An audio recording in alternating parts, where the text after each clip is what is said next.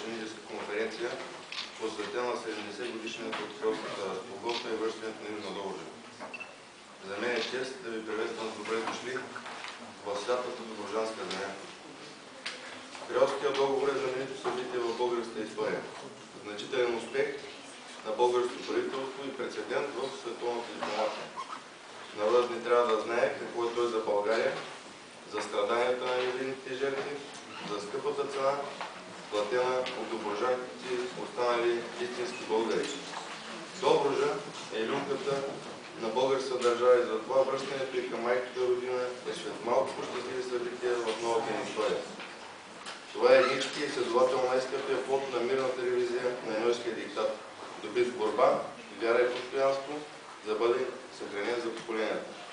Наши съвременници още помнят и разказват за онзи светъл 7 септември 1940 година, когато тържественият звън на камбаните известява поправянето на една неправда, а българите пеели възторжено от добруджански край.